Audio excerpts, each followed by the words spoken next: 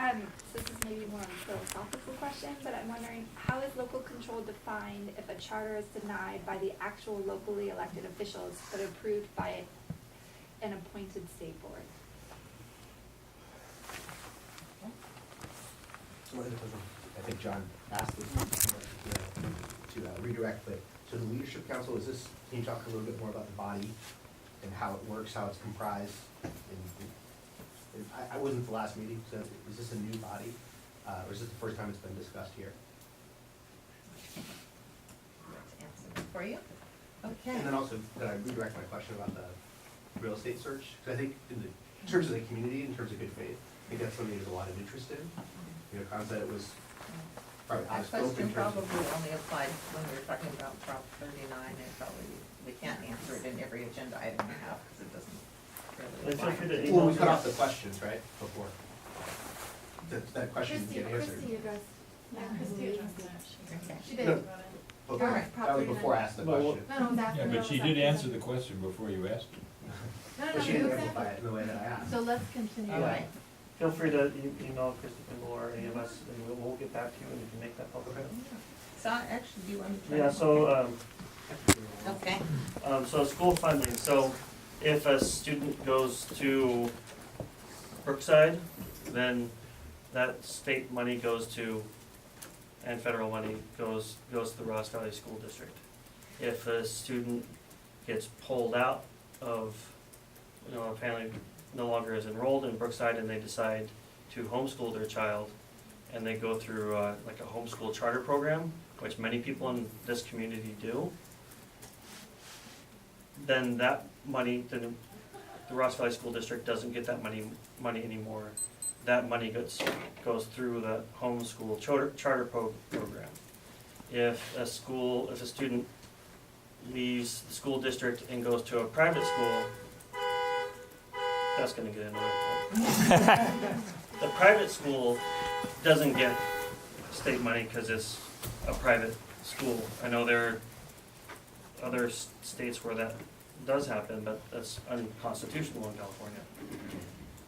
In the case of, Wait, just Sometimes complete federal that. In that circle case, money. though, the district does not get to keep the money for that kid who went to private school. The district loses the money for the kid who used to attend a district school but has left to go to a private school. yeah, so like if Because the you're, funding of a district is just purely based on their attendance. And to sort of refocus my question is specifically about the money that a district would or would not receive. Is there any difference between any of those scenarios? No. A child goes to a charter school, child goes to a private school, child homeschool. Does it have, it's the same in any case in terms of what the district does or does not get? yeah, so if my child was at Brookside and we pulled him out and sent him to San Domenico, the district would lose the same amount of money because it's the same per kid as it would if they went to Ross Valley Charter or homeschool. Thank you. There's little complications in the formula, so what happens is the state tries to help out school districts by saying if students that you had at one point leave, you kind of get a 1-year reprieve.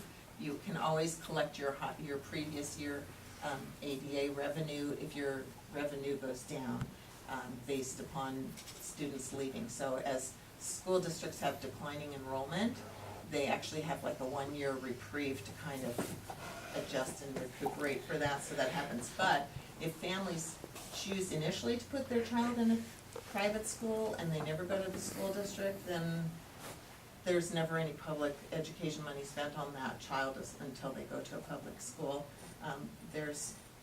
I believe there's still small pots of money sometimes for special education money that gets shared with students who might be attending a private school or but that's not significant.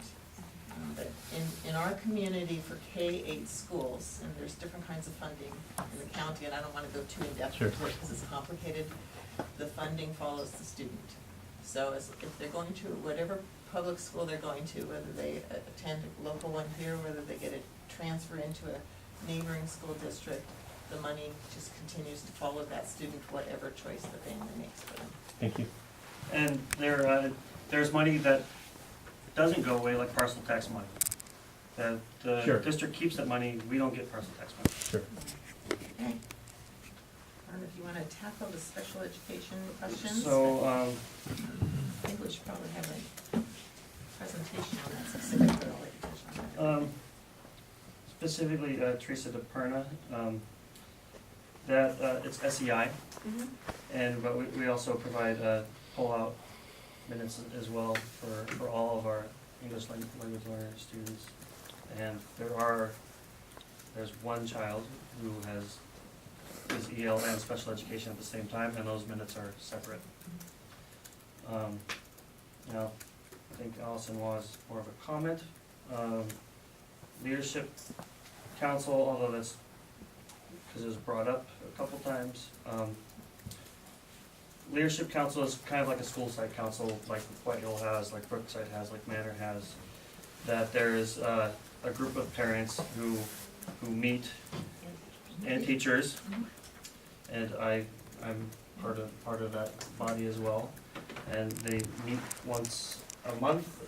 Anybody in our community can come, and we talk about issues like potlucks and things, and also discuss, other items, like the LCAP and how we're gonna be spending our money. They don't make the decision as to how we're gonna spend our money, but they make the suggestions. In the end, everything's for the board to finally decide.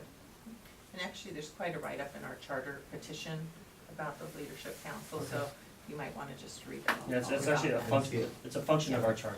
Yeah. Yeah, there's a section called governance, it's in element 4, and there's like 25 pages about governance, and the leadership council is a very important part of that. Okay. And I know it's an important part of our school to have our parents really deeply involved. Yeah, it And gives then- us the collaboration between our teachers and our parents and our school leadership. And as somebody who's been to school site councils in San Francisco Unified when I worked there, and in other districts, in East Bay and San Diego where I've worked, that it can be frustrating because they can kind of be like just no real parent participation, and that's something that we're striving to They really have no money, no power. Yeah.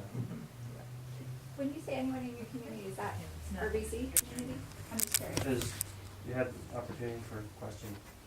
Yeah, All right. if you're interested in a leadership council, go read the petition. I mean, we could talk about it for hours, but At least go become read familiar. everything you want, everything that's been asked tonight about the leadership council is in the petition. I'm just gonna encourage us as board members to shorten our own responses, because I think we are lengthening the meeting time. I'm just gonna note that it's 10 o'clock already. Okay, We've got a thank couple you. more pages to get through. All right, so let's take